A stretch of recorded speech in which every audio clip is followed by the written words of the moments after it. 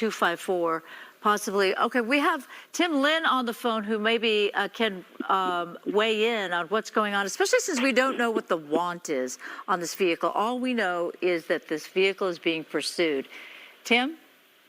Yeah, that's true. We don't know what the want is, and I've been trying to figure that out and get information, but unfortunately I've not been able to come up with it. Yeah, it's just right now it's just pursued by CHP. I'm sure our desk is working on trying to get that information for us. But as with these pursuits, you don't know exactly what's in that vehicle. Why are they running? Could it be just a simple stolen, or could it be something more serious?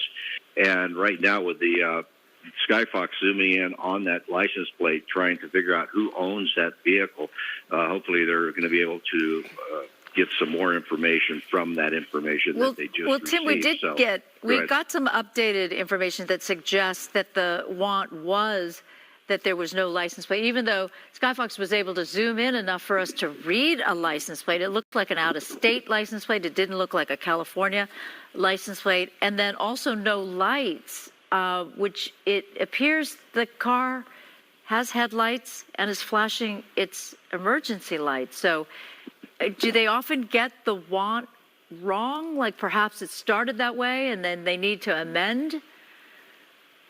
Nothing as simple as that. No, it's either plate is there or it's not. It more than likely, if they're saying that there was no plate, it was probably misinterpreted as the information was delivered. It may be a cold plated vehicle. The plate that's on the vehicle does not belong to it.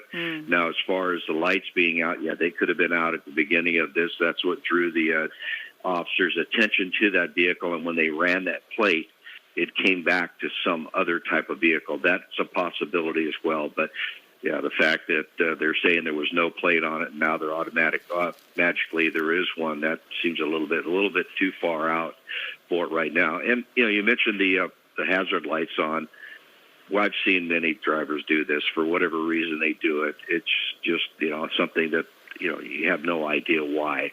But CHP is going to do their best to stay with the vehicle, keep an eye on it. I'm not seeing a night sun overhead, so I don't believe a helicopter is involved because they sometimes are so far out they just quite haven't caught it yet. But CHP is, I guarantee, is in the office. They're working on every bit of information they can find on this vehicle, because the last thing they want to do is chase just a straight stolen, and if it starts becoming very erratic and reckless, they will back off and let it run and hopefully get a helicopter overhead. But right now we don't have the helicopter because we don't see the night sun, but we do have the what we call the pursuit package behind them, the 3 units, which is the primary, the secondary, and a supervisor who will stick with the vehicle until they get into another area of responsibility where that office will take over the pursuit and follow it through their area. So it's just a wait and see at this point.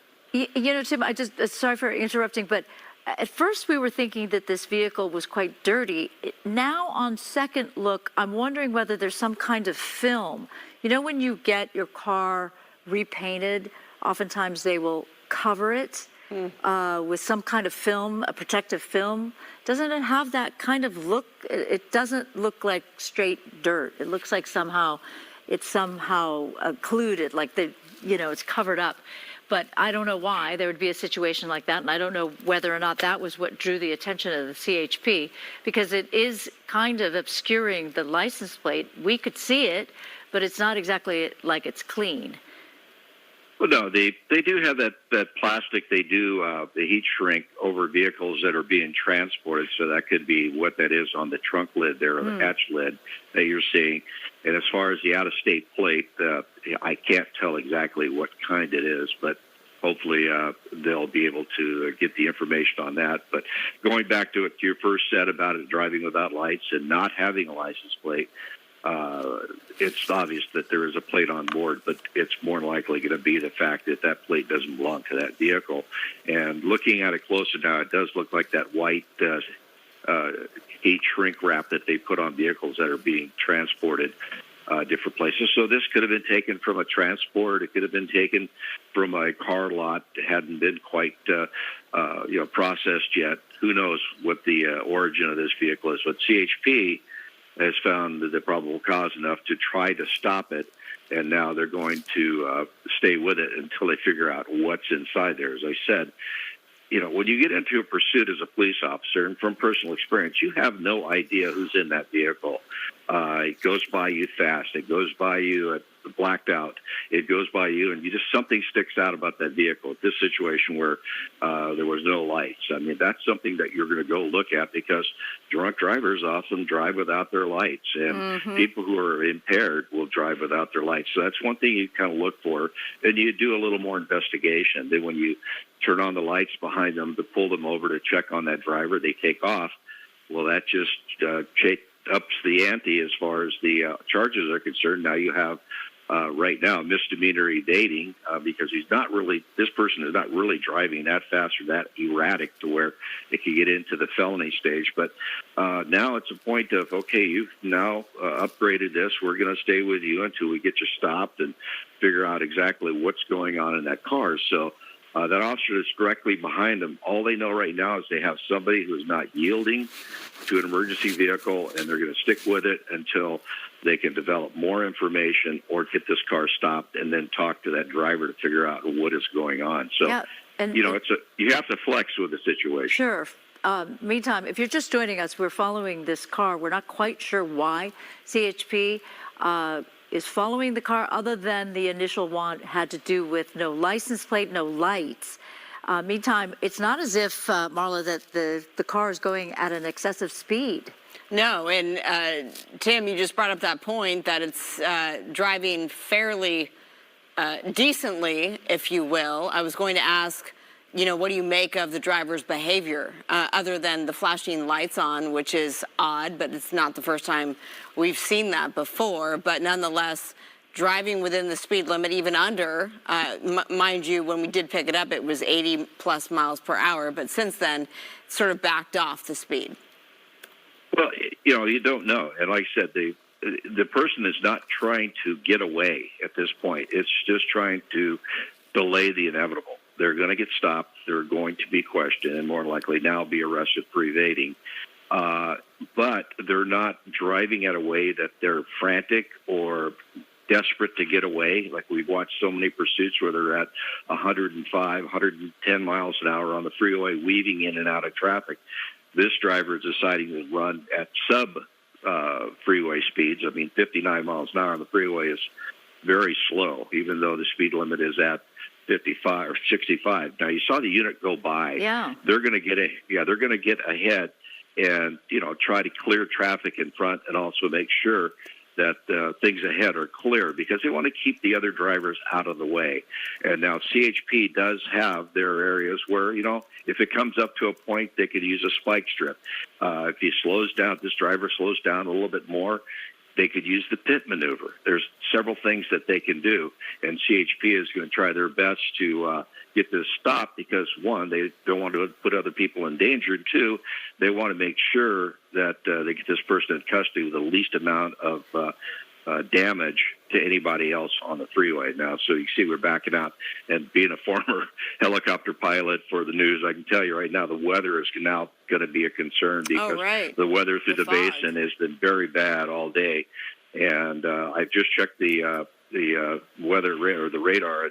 There are no law enforcement helicopters over this pursuit right now. So the ground units are at a disadvantage to where now they have to stay as close as they can, because they're the ones that are going to have to keep the visual contact. And sooner or later, they're going to have to take this to a point where they could either do that pit maneuver or a spike strip. But continuing now here on the South 101 coming into the Silver Lake area, they're going to get that into the downtown area with all those large buildings, and we'll have to see what happens when they get there.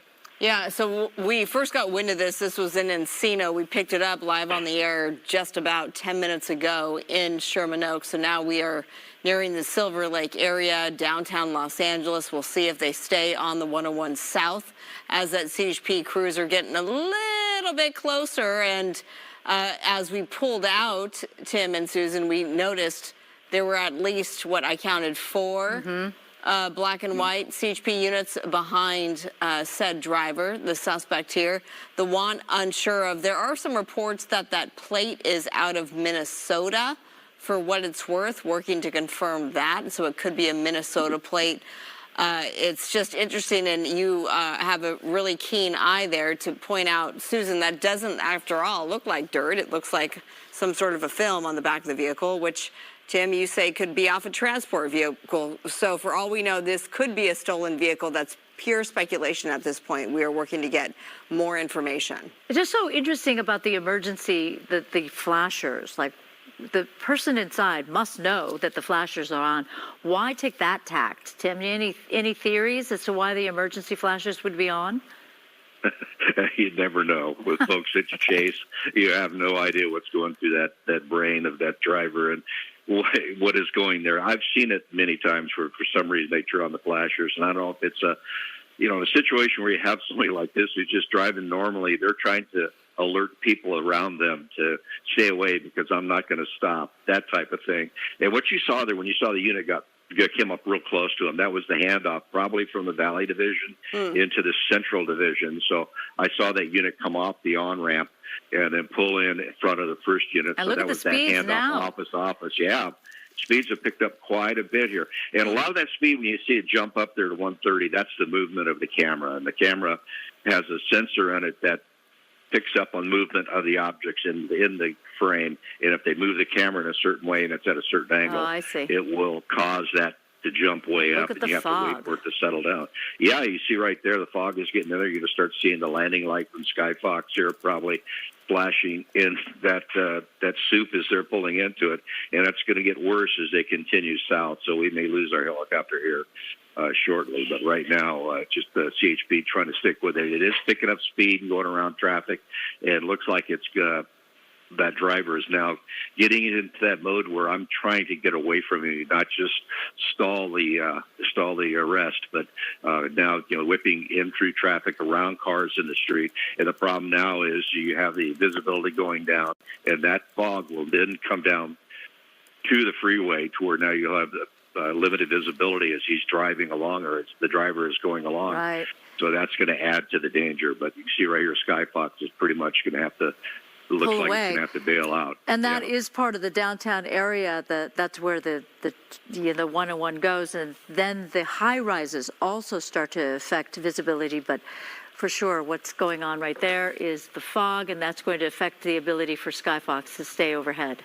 Yeah, and as we look at the time, we officially ended the Fox 11 News at 10 o'clock and have started Good Night LA at 11 o'clock. I'm Marla Tejas alongside Susan Hirasuna here with continuing coverage of the CHP pursuit. Picked it up in Sherman Oaks, and it's just now near the downtown area. Tim Lin on the line for us. Thank you so much for being with us. You're welcome.